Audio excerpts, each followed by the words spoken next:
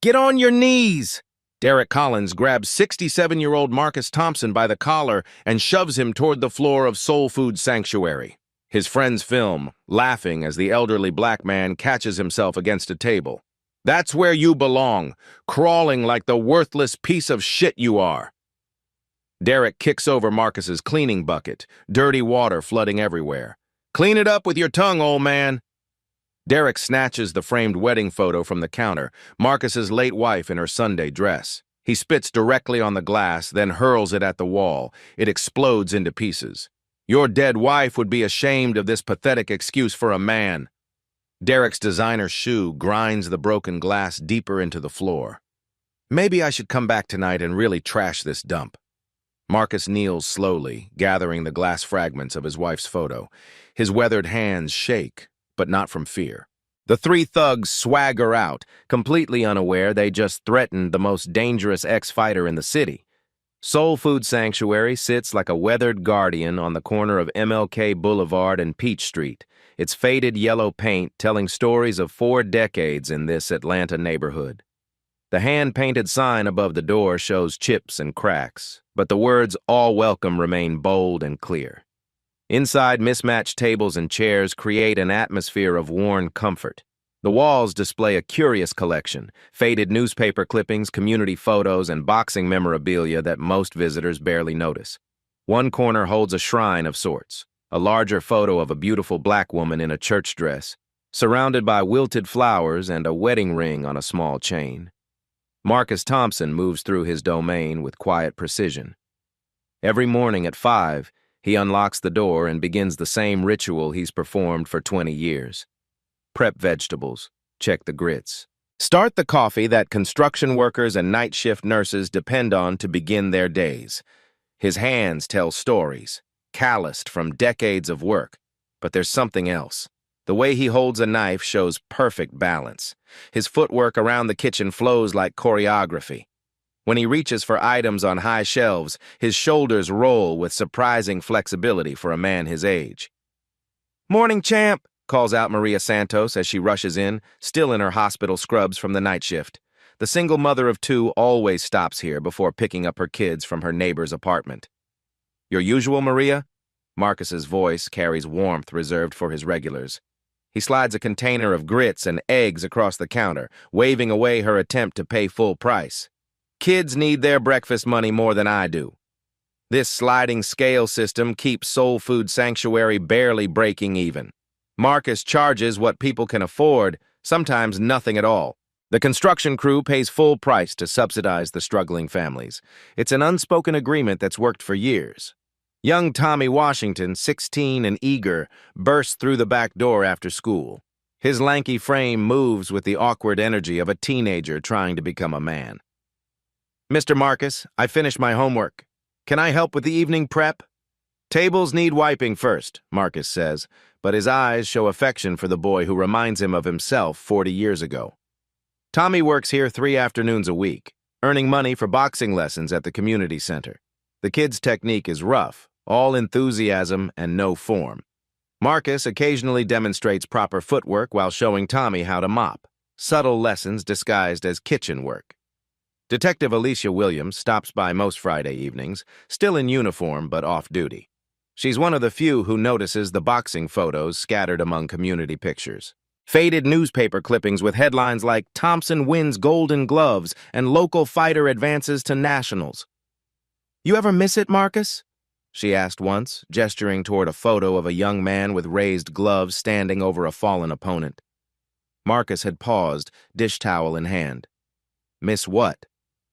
Being someone people feared instead of pitied. He'd resumed cleaning without answering, but Detective Williams caught the flash in his eyes, something that suggested the old fighter wasn't as buried as everyone assumed. The neighborhood itself tells a story of change. Sleek condos rise 3 blocks away where elderly Mrs. Johnson's flower shop used to stand. A trendy coffee bar replaced the family barbershop. Young white professionals jog past Soul Food Sanctuary in expensive athletic wear, their eyes sliding over the building like it's invisible. Marcus watches these changes with the patience of someone who's survived worse storms. His rent has increased 30% in 2 years. The building needs repairs he can't afford, a leaking roof, outdated electrical, floors that creak with every step. But every morning at 5, he unlocks that door. Every evening, he counts the day's meager earnings and plans how to stretch ingredients for tomorrow's meals. His neighbors depend on this place, and Marcus Thompson doesn't abandon his post. What none of them know is that the gentle man serving their breakfast once stood in rings where careers ended with single punches, where military instructors sent their toughest soldiers to learn what real combat looked like. But that was another life, buried under 20 years of deliberately quiet living. Until today, when 3 men in expensive suits decided to remind him what it feels like to be hunted. The next morning brings Derek Collins back alone, his confident stride carrying him through Soul Food Sanctuary's door. In his hands, he holds a manila folder thick with official documents. Marcus looks up from prepping vegetables, his knife pausing mid-chop. Yesterday's humiliation hangs between them like smoke. "Morning, boy." Derek's voice drips false politeness as he drops the folder on the counter. "Hope you slept well in this dump." Marcus wipes his hands slowly and opens the folder. Inside, violation notices stamped with official city seals, health department infractions, fire code violations, structural safety concerns. Funny thing about city inspections, Derek examines his fingernails. Amazing how quickly problems appear when buildings get proper attention. Marcus studies the attached photographs showing his diner with impossible violations, exposed wiring that doesn't exist, pest infestations in areas he cleans daily, cracked foundations in walls he painted last month. These are fake. Derek's smile spreads like oil. "Prove it. You've got 30 days to address every violation or face closure. The fines?" He taps the bottom page. $50,000, due immediately. The number hits like a physical blow. 50,000 might as well be 50 million. Of course, I might help an old-timer like you, for the right price. The naked extortion hangs in the air. Marcus recognizes the shakedown that's probably destroyed dozens of neighborhood businesses. What kind of help? Simple. Sign over your lease for 10,000. I handle these violations, and you walk away with enough money for a nice apartment somewhere. Appropriate. Derek's eyes gleam with anticipated victory. He's played this game before. Marcus closes the folder carefully, his hands steady despite the earthquake in his chest. "I'll need time to review these." "Time's the one thing you don't have, old man." That evening, Marcus sits alone studying every fabricated violation. But he's also remembering things buried for 20 years, like how to read an opponent's weaknesses before they know they have them. Derek's war against Soul Food Sanctuary begins at dawn on Monday. The power cuts out during the breakfast rush, leaving Marcus serving cold sandwiches to confused construction workers. "Routine maintenance," the utility company explains over the phone, "should be restored by evening." It happens again Tuesday and Wednesday. By Thursday, Marcus realizes this isn't coincidence. He watches Derek's silver BMW parked across the street, the man inside making phone calls and checking his watch like he's coordinating a military operation. The water department arrives Friday morning. "Emergency repairs," they announce, shutting off service for 48 hours. Marcus can't cook, can't clean, can't operate.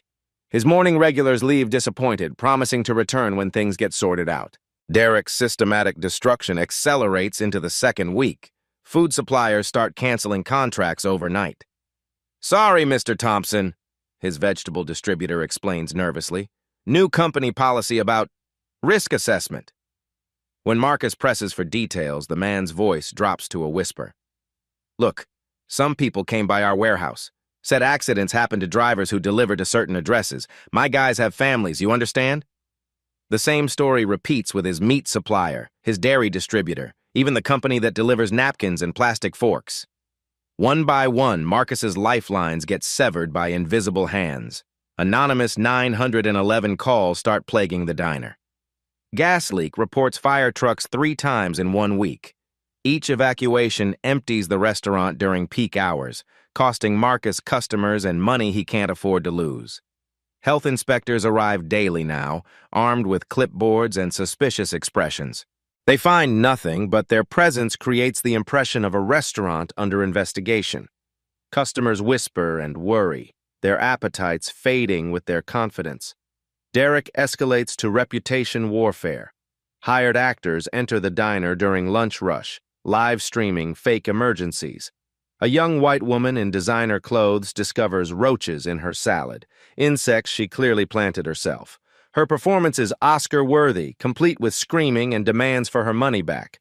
"Y'all, this old man just served me spoiled chicken," another fake customer broadcasts to her followers. "I'm about to be sick. Don't eat here." The videos explode across social media. Within hours, Soul Food Sanctuary trends locally for all the wrong reasons. Fake reviews flood Google and Yelp, each one more damaging than real criticism. But Derek's cruelest stroke targets Marcus personally.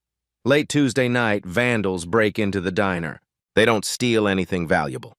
Instead, they destroy what matters most. The memorial photo of Marcus's deceased wife lies shattered on the floor, her face obliterated by boot prints and profanity scrawled in permanent marker. Marcus finds the destruction at dawn, kneeling among the broken glass like a man discovering a murdered loved one. His hands shake as he gathers the fragments, trying to piece together what can never be fully repaired. From his car across the street, Derek watches through binoculars, his smile cold and satisfied. The third week brings attacks on Marcus's support network. Maria Santos arrives Wednesday morning in tears. "I'm sorry, Mr. Marcus. My supervisor says I can't come here anymore. Someone called my hospital, said I was associating with criminals under investigation. She needs her job to support 2 children. Marcus understands, but each goodbye cuts deeper than the last. Tommy faces worse pressure. Derek's men follow the 16-year-old home from school, their expensive cars crawling behind him like predators stalking prey. Anonymous calls flood child services with reports about Marcus grooming the boy. Tommy's mother arrives Friday evening, her face tight with fear and apology. "Baby, you can't work here anymore. These people, they're dangerous. They know where we live." Marcus watches his last ally walk away, leaving him truly alone. Detective Williams gets pulled into her captain's office. Internal Affairs received anonymous tips about her friendship with a man under multiple investigations. Her career hangs in the balance if she continues associating with Marcus. Their final conversation happens in whispers during her last visit. "They're destroying you systematically," she says, unable to meet his eyes. "This is organized, professional. Someone with serious resources wants you gone." "I know. Can you prove it?" Marcus touches the spot where his wife's photo used to hang. "Not yet." The financial devastation completes Derek's masterpiece. Marcus's bank account gets frozen due to suspicious activity reports, anonymous tips claiming money laundering. His rent triples overnight when the landlord claims a new market assessment. By month's end, Marcus counts his last $23 while sitting in his empty, powerless diner. No customers, no suppliers, no allies, no hope visible on any horizon. Derek arrives for his victory lap on a Thursday evening, bringing 5 associates, men bigger and meaner than his usual crew. Marcus sits alone at a corner table, the weight of defeat heavy on his shoulders. "Still here, old man?" Derek's voice echoes in the empty space. "Time to learn some respect." What happens next unfolds with deliberate, methodical cruelty. They flip tables while Marcus watches, their laughter filling the silence like breaking glass. Coffee pours across the floor where his wife's memorial used to stand. Derek finds the framed newspaper clipping from Marcus's boxing days, the last piece of pride hanging on the wall. He tears it slowly, letting the pieces flutter down like fallen leaves. "Fantasy time's over, boy. You ain't nobody special." But the final straw comes when Derek pulls out his phone, scrolling to a photo of Tommy walking home from school. "That little kid who used to help you? Shame if something happened to him on his way home tomorrow." Something shifts in Marcus's eyes.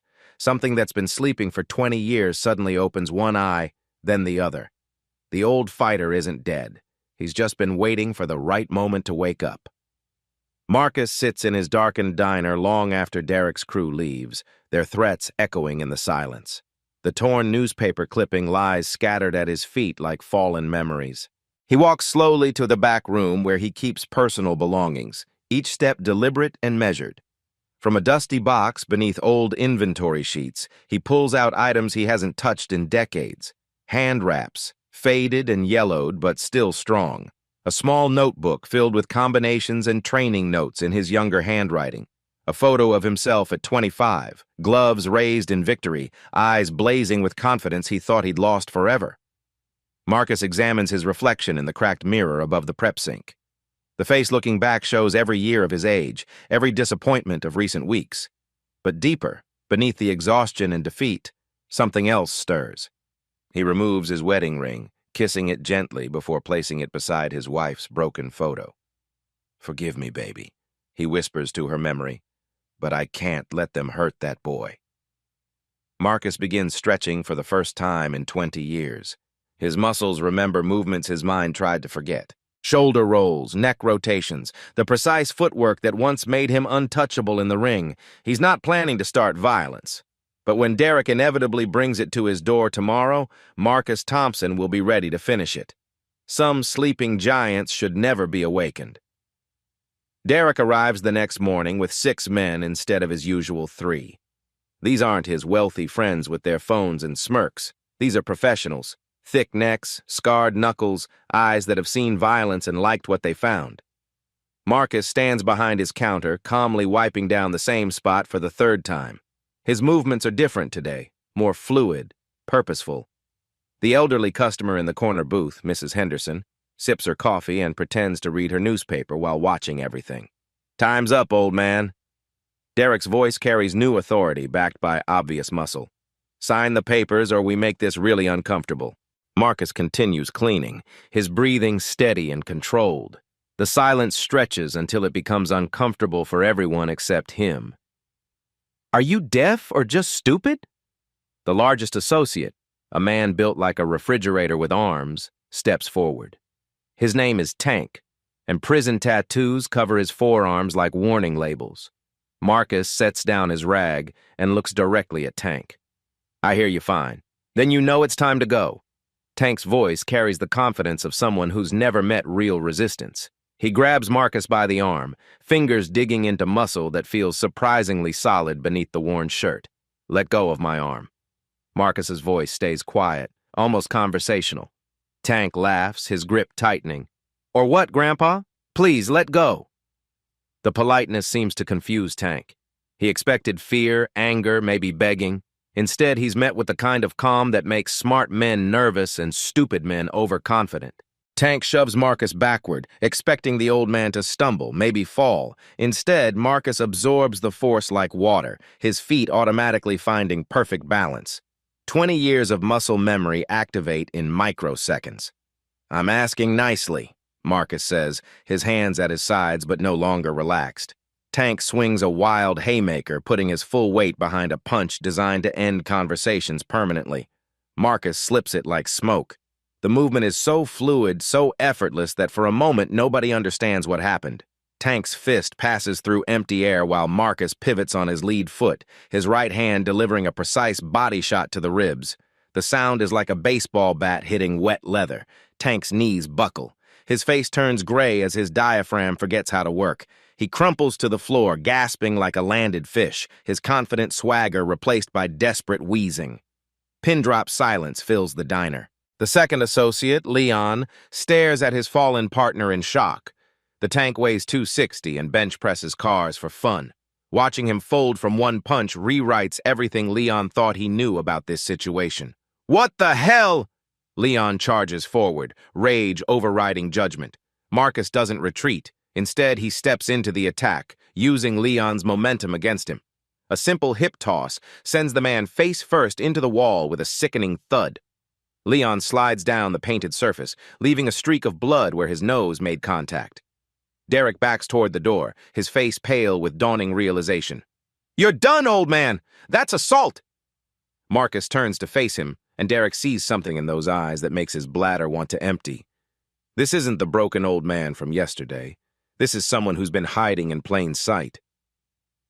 "That's self-defense," Marcus says, his breathing still perfectly controlled. "You brought witnesses, Mrs." Henderson applauds slowly from her corner booth, her weathered hands making sounds like distant thunder. Her granddaughter, visiting from college, has been live-streaming the entire encounter on her phone. "Damn, Grandma," the girl whispers. "Your friend still got it." Derek's remaining associates help Tank and Leon to their feet. Both men lean heavily on their support, their earlier confidence replaced by wariness and pain. Marcus walks to his small first aid kit, pulling out ice packs and bottled water. He approaches the injured men with the same calm he showed while cleaning tables. "Y'all need to leave now," he says, offering them the ice. "But take care of those injuries first." The gesture confuses everyone. One moment he's dismantling grown men with surgical precision. The next he's providing medical attention like a concerned grandfather. Tank accepts the ice pack with shaking hands, pressing it against his ribs. What are you? Just an old man who knows how to protect himself." Derek's voice cracks when he tries to regain control. "This isn't over! You hear me? This isn't over!" But his threats ring hollow now. Everyone in the room understands that the power dynamic has shifted fundamentally. Derek brought violence to someone who mastered it decades before Derek learned to tie his shoes. Mrs. Henderson's granddaughter uploads the video immediately. Her caption reads, "Grandpa's friend still got it. Don't mess with Mr. Marcus. #don't mess with Marcus. #respect your elders." Within 2 hours, the video has 50,000 views. By evening, 2 million. By midnight, trending nationally. The footage shows everything. Derek's aggression, Tank's attack, Marcus's defensive response. More importantly, it captures the aftermath. Marcus helping his attackers, offering first aid to men who came to hurt him. Comments flood social media. "This man is a legend. That's how you handle bullies. Someone find this hero and give him a medal." Local news picks up the story. A GoFundMe appears within hours, started by strangers who want to support the elderly man defending his business. Tommy's mother sees the video and finally understands why her son idolized Marcus. But viral fame cuts both ways. Derek's legal team files assault charges before the video finishes spreading. They have edited footage showing only Marcus's response, removing the context of Tank's attack. "Violent ex-con attacks young businessmen," reads the next morning's headline in Derek's pocket newspaper. The media narrative begins shifting. Derek's PR firm works overtime, painting him as a victim of unprovoked rage. They leak selective information about Marcus's boxing past, focusing on the one opponent he accidentally hospitalized 30 years ago.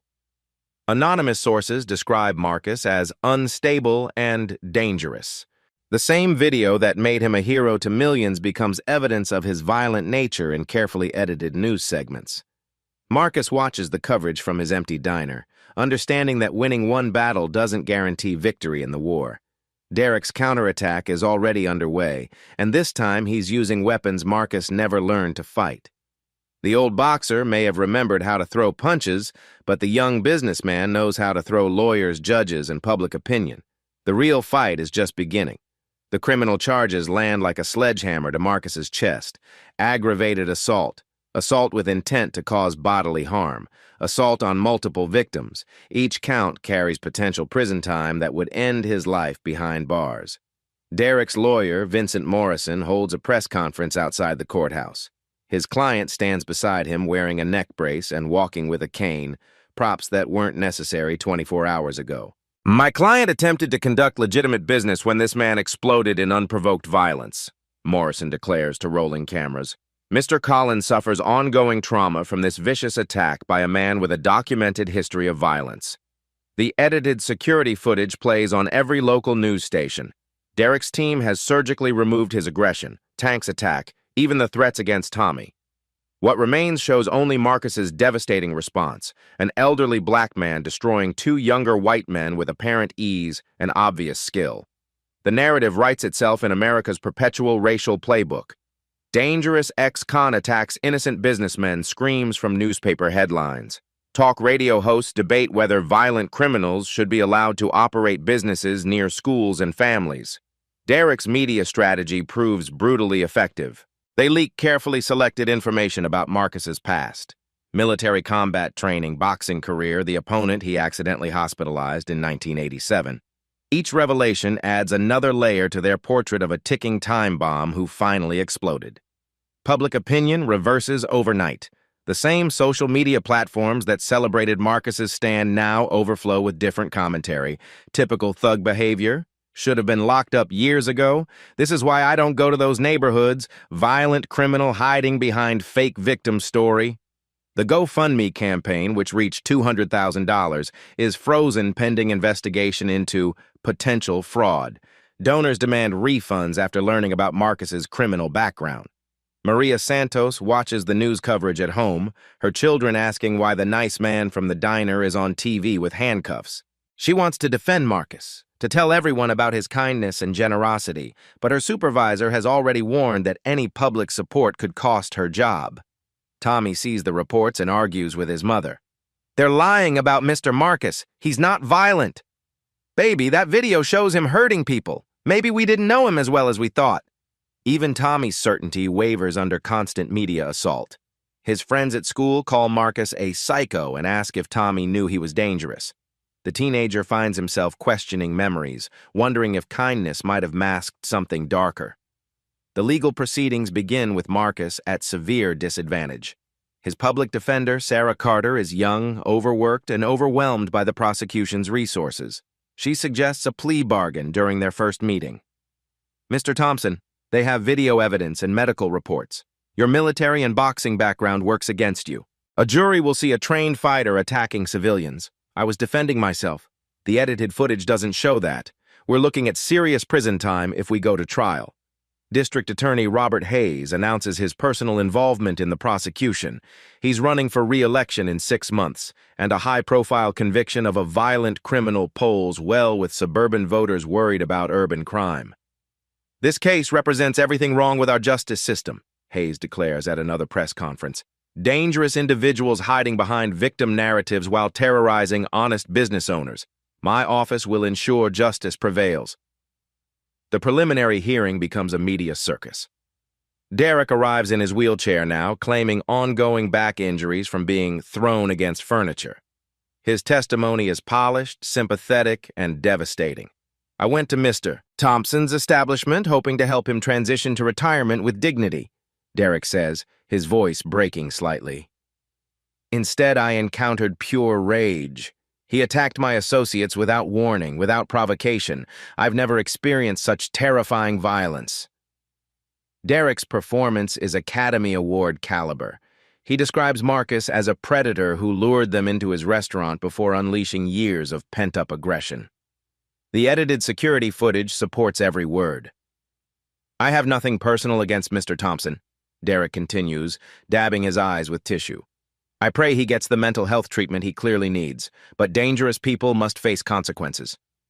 The prosecutor presents Marcus's background like evidence of premeditation: military hand-to-hand combat training, 40-year boxing career, the 1987 incident where his opponent spent 3 weeks in a coma. "Ladies and gentlemen, this defendant is a weapon disguised as a harmless old man. These weren't lucky punches or adrenaline responses. This was calculated violence by someone trained to hurt people." Marcus sits silently through the character assassination, watching his life's work reduced to evidence of criminal intent. The prosecutor makes his decades of service sound like practice for this moment of violence. But Derek's masterpiece comes during cross-examination. When Sarah Carter questions his version of events, Derek's mask slips just enough to reveal the calculating mind beneath. "Miss Carter, are you suggesting your client had the right to nearly kill 2 men over a simple business disagreement?" "I'm suggesting my client defended himself against attackers." Derek's smile turns predatory. "Your client is a violent man who chose brutality over dialogue. He represents everything wrong with certain communities that resist progress." The racial subtext hangs in the courtroom air like smoke. Derek has found the perfect dog whistle, never explicitly mentioning race while making sure everyone understands the underlying narrative. Detective Williams watches from the gallery, her hands clenched in frustration. She's been conducting her own investigation during off hours, following paper trails and interviewing witnesses Derek's team hasn't intimidated into silence. She's discovered a pattern spanning 3 years. 12 Black-owned businesses were forced out through systematic harassment, property values that mysteriously plummet before Derek's development deals, city inspectors who find violations only in minority-owned establishments. But her evidence gathering has been careful, quiet work. She can't testify without compromising her own investigation, and Internal Affairs is watching her every move. The judge sets bail at $50,000, money Marcus doesn't have. The same community that once supported him now views him as a threat. Protesters gather outside the courthouse with signs reading, "Lock him up," and "Justice for victims." Marcus spends his first night in jail sharing a cell with men young enough to be his grandsons. They treat him with wary respect. Word has spread about the old man who dismantled professional muscle with surgical precision. "Yo, Pops," one young inmate says quietly. "You really take out them white boys like they show on TV?" I defended myself. "Man, I wish I could defend myself like that. They're gonna bury you, though. The system doesn't like when we fight back, even when we are right." Marcus lies awake on the thin mattress, staring at ceiling stains and realizing this might be where his story ends. Not in his diner serving neighbors, not surrounded by friends and memories, but in a cage designed to hold dangerous men. Derek's plan is working perfectly. Public opinion, legal pressure, and media manipulation combine like a perfect storm designed to destroy not just Marcus, but the very idea that people like him deserve to defend themselves. Tomorrow brings arraignment, where Marcus will officially plead to charges that could steal his final years. Outside, Derek celebrates his approaching victory, certain that justice, his version of it, will finally prevail. But some battles are won in courtrooms while others are won in the shadows, where patient investigators gather evidence that could change everything. The trial begins on a Monday morning that feels like Judgment Day. Marcus sits at the defendant's table in his only good suit, borrowed from Tommy's father, who finally agreed to help despite the risks. The courtroom fills with faces, some curious, some hostile, many already convinced of his guilt. Prosecutor Hayes delivers his opening statement like a sermon about law and order. He paints Marcus as the predator who exploited society's sympathy for elderly victims while harboring the heart of a killer. "Ladies and gentlemen, appearances deceive. This defendant wants you to see a harmless old man, but evidence reveals a trained killer who chose violence over dialogue, force over cooperation." The prosecution's case unfolds with devastating efficiency. Medical testimony describes Tank's broken ribs and Leon's concussion in clinical detail. Expert witnesses explain how Marcus's military training makes his hands lethal weapons. The edited security footage plays repeatedly, each viewing making Marcus look more monstrous. Derek takes the stand wearing his victim costume, neck brace, back brace, haunted expression. His testimony has been rehearsed to perfection. I approached Mr. Thompson with compassion, hoping to help him transition to retirement with dignity. Instead, I encountered something terrifying, years of suppressed rage erupting without warning. Derek's voice breaks at precisely the right moments. He describes the attack as unprovoked, claiming he only wanted to discuss community development opportunities that would benefit everyone. "I have nothing against Mr. Thompson personally," Derek continues, looking directly at the jury. "I understand the challenges facing his demographic in adapting to neighborhood improvements, but progress cannot be held hostage by one man's stubbornness or violence." The racial subtext flows like poison through his testimony. Never explicit, always deniable, but unmistakably present. Derek represents order, progress, civilization itself standing against primitive violence from people who refuse to accept their proper place. Cross-examination proves futile. Sarah Carter lacks the resources and experience to crack Derek's performance. Every question allows him to reinforce his victim narrative while painting Marcus as increasingly dangerous. "Miss Carter, are you seriously suggesting that your client's military combat training and boxing career are irrelevant to his capacity for violence?" "I'm suggesting that my client defended himself against what? Business discussions? Paperwork? Your client chose brutality because that's what he knows." The character assassination continues through the prosecution's witnesses. A parade of experts explain how childhood trauma, military service, and boxing careers create violent tendencies. Marcus's entire life becomes evidence of criminal predisposition. Tank and Leon testify about their ongoing suffering. Tank claims permanent lung damage from the body shot. Leon describes headaches and memory problems from hitting the wall. Both men have clearly been coached, their testimonies perfectly coordinated to maximize sympathy. "All we did was stand there," Tank says, his voice shaking with apparent emotion. "This old man went crazy for no reason. I got kids at home, they ask why Daddy can't play catch anymore." The defense case crumbles before it begins. character witnesses are too intimidated to testify. Maria Santos receives death threats for considering supporting Marcus. Tommy's family faces eviction if he takes the stand. Sarah Carter calls the few witnesses willing to speak. Mrs. Henderson describes Marcus's character and the context the edited footage conceals, but the prosecutor demolishes her credibility during cross-examination. "Ma'am, isn't it true you've received meals from the defendant at reduced prices for years?" "Well, yes, but so you have financial motivation to protect your meal source? This testimony is hardly objective." Marcus finally takes the stand in his own defense, knowing he has nothing left to lose. His testimony is quiet, dignified, devastating in its honesty. "I spent 40 years learning to control strength that could hurt people. I retired from fighting because I accidentally put a man in the hospital and never wanted to hurt anyone again. What happened in my diner wasn't anger, it was protection."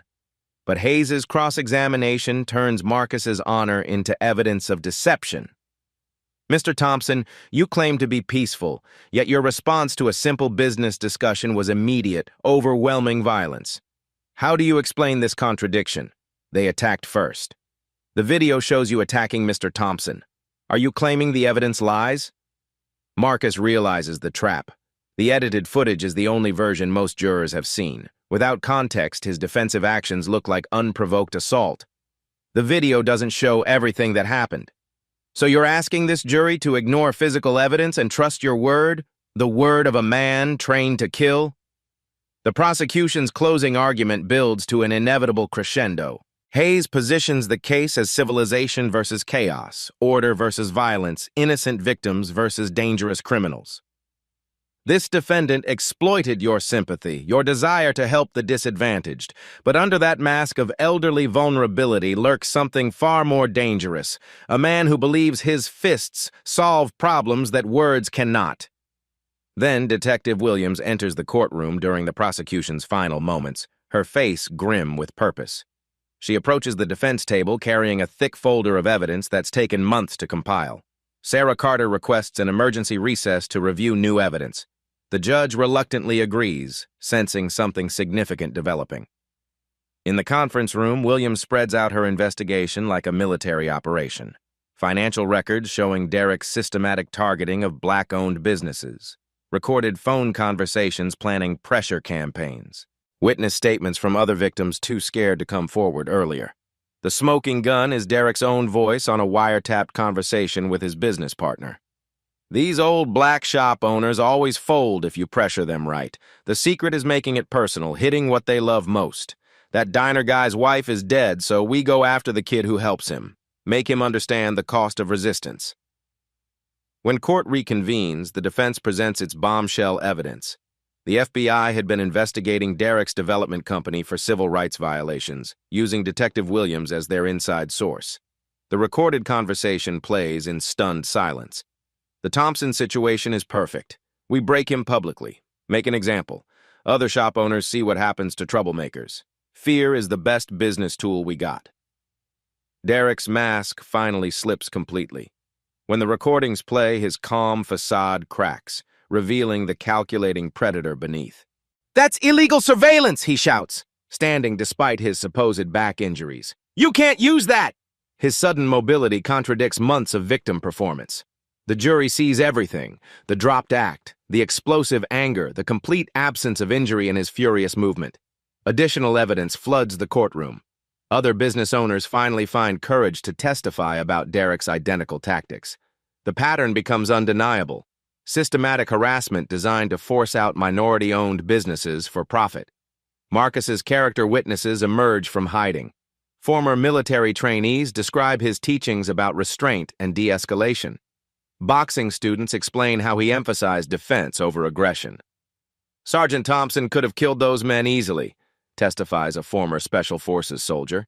"Instead, he used minimal force to stop immediate threats. That's exactly what he taught us. Neutralize danger without causing unnecessary harm." The trial's momentum shifts like a tide turning. Derek's elaborate construction collapses under the weight of documented evidence and his own recorded words. In his final testimony, Marcus speaks directly to the jury with quiet dignity. "I never wanted to fight again. But when evil threatens innocent people, especially children, silence becomes complicity. Sometimes protecting peace means being ready to defend it. The closing arguments become anticlimactic. Hayes's prosecution withers under the weight of evidence showing Derek as the true aggressor. Sarah Carter's defense transforms into a passionate defense of every person's right to protect themselves and their community. The jury deliberates for 18 minutes. We, the jury, find the defendant, Marcus Thompson, not guilty on all charges. The words thunder through the courtroom. Marcus closes his eyes as 20 years of buried weight lifts from his shoulders. Sarah Carter grabs his arm, tears streaming while applause erupts from the gallery. Derek's careful mask shatters completely. "This is bullshit!" he screams, lurching upright without any trace of his supposed back injury. "That animal attacked innocent people! This jury is rigged!" His outburst provides the final evidence of his deception. Security moves toward him as his lawyer desperately attempts damage control. "You people don't understand. This neighborhood was garbage before we improved it." Judge Martinez pounds her gavel. "Mr. Collins, control yourself or face contempt." Derek can't stop. Months of suppressed arrogance pour out in racial invective that destroys any remaining sympathy. "These people don't deserve—" "Bailiff, remove Mr. Collins immediately." As Derek gets dragged away still shouting, Detective Williams approaches with federal warrants. Civil rights violations, conspiracy, extortion, tax evasion, charges that will destroy him completely. Outside, a transformed crowd awaits Marcus. Tommy pushes through to embrace him, tears flowing freely. "Mr. Marcus, I knew they were lying." Maria Santos appears with her children, apologizing for her absence. "I should have stood by you. Fear isn't an excuse." Mrs. Henderson approaches with quiet dignity. "Some of us never stop believing, champ." The media circus that destroyed Marcus now rebuilds him. News cameras capture his grace, his forgiveness, his complete absence of bitterness despite months of persecution. Derek's recorded conversations play on national news by evening. His systematic targeting becomes a federal case study in modern discrimination. Collins' development engaged in calculated racial terrorism, announces FBI Special Agent Rodriguez. This investigation reveals civil rights violations spanning multiple states. Derek's empire collapses within days. Partners flee, investors demand refunds, assets get frozen. The man who destroyed others through systematic pressure now faces federal prosecutors with unlimited resources. City Council passes the Marcus Thompson Anti-Displacement Act unanimously, protecting legacy businesses from discriminatory harassment. Economic development cannot become economic terrorism, Councilmember Johnson declares while reading the legislation. The GoFundMe explodes past $500,000 as nationwide supporters contribute. Marcus uses most donations to establish legal defense funds for other small business owners facing similar pressure. Soul Food Sanctuary reopens with neighborhood-wide celebration. Community-funded repairs transform the diner while preserving its essential character. Marcus returns behind his counter, serving familiar and new faces drawn by his story. His quiet strength now carries the weight of victory earned through suffering. Tommy resumes work, his respect deepened by understanding real courage. Detective Williams becomes a regular customer, her investigation earning national recognition. Marcus begins teaching defense and dignity classes in the back room. Elderly residents, single mothers, small business owners attend, anyone understanding that standing up sometimes requires backing words with action. "Strength isn't about what you can do to someone," he tells students. "It's about what you won't let them do to you, your family, your community." Derek's sentencing approaches. Federal prosecutors seek 8 years maximum for civil rights violations and conspiracy. Marcus doesn't plan to attend. He's too busy serving breakfast to neighbors who finally understand the quiet man behind the counter was never helpless, just patient. The victory resonates beyond personal vindication. Marcus's story inspires similar resistance across the country. Small business owners facing discriminatory pressure find new courage to fight back legally. #Justice for Marcus becomes #Stand Up for Small Business, a movement supporting community preservation against exploitative development. Derek sits in federal detention, his privileged life replaced by the reality of consequences. His recorded words, "These old black shop owners always fold if you pressure them right," play endlessly on news cycles, ensuring his reputation remains destroyed forever. Marcus's boxing photos return to the diner walls, no longer hidden reminders of violence, but proud displays of strength used righteously. Customers study them with new understanding, seeing not just an athlete but a protector who waited 20 years for the right moment to defend his community. The neighborhood itself transforms. Other legacy businesses find renewed support. Property values stabilize as community organizing prevents further displacement. Derek's systematic destruction backfires, creating stronger bonds among residents. Most significantly, Marcus's example spreads beyond economics into pure inspiration. His story proves that age doesn't eliminate relevance, that quiet people often possess the deepest strength, that justice delayed isn't always justice denied. Young people especially connect with his message. Tommy starts a blog documenting similar struggles nationwide. His posts go viral, connecting vulnerable communities with legal resources and organizing strategies. Marcus Thompson saved more than his diner. He saved the idea that ordinary people can defeat systematic oppression through courage, patience, and perfectly timed action. Sometimes the most dangerous person in the room is the one who's learned that protecting others justifies any personal cost. 6 months after the trial, Soul Food Sanctuary bustles with life that seemed impossible during Derek's terror campaign. The morning rush brings construction workers, nurses, and new faces drawn by Marcus's story. But real transformation happens in the back room every Tuesday and Thursday evening. "Keep your guard up, Mrs. Patterson," breathe through the movement.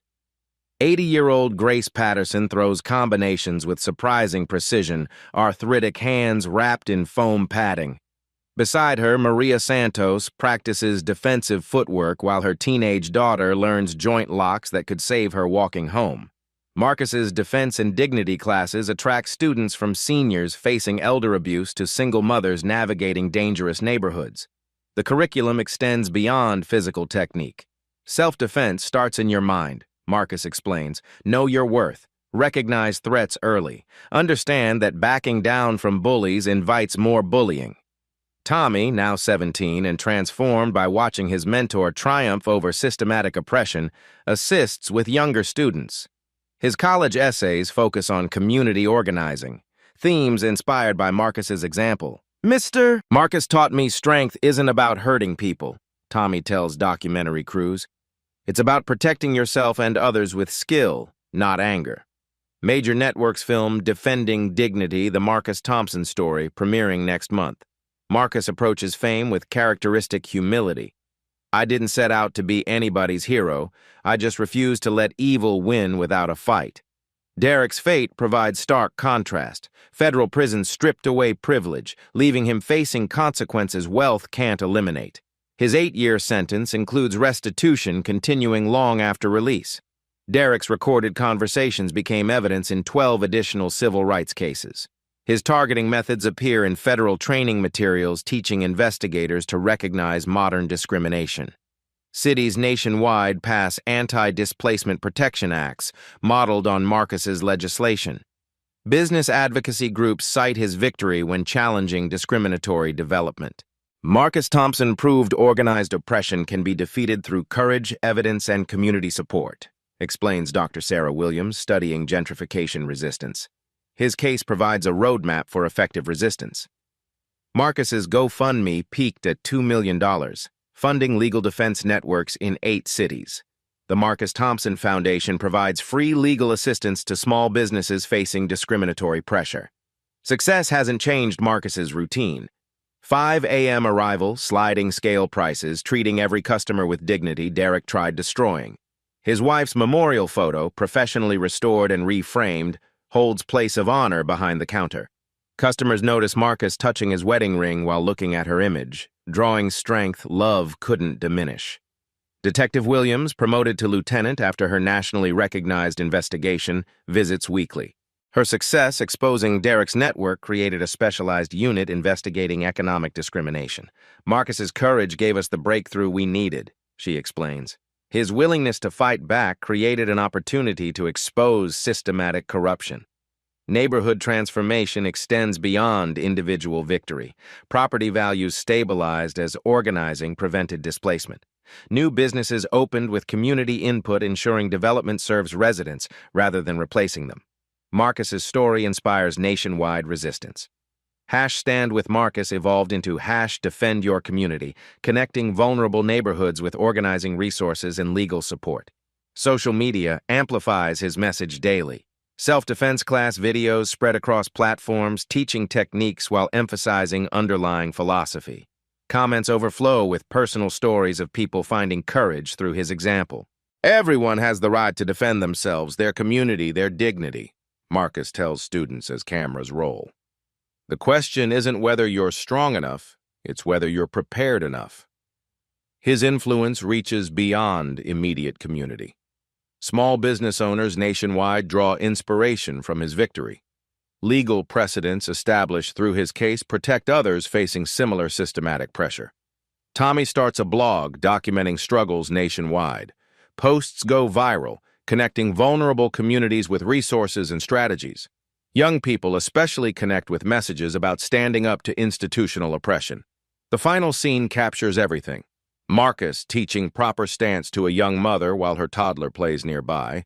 Tommy demonstrating combinations to elderly students. Mrs. Henderson applauding from her corner table. The community was rebuilt through shared strength and mutual protection. Derek sits in federal detention, his privileged life replaced by consequences that money couldn't prevent.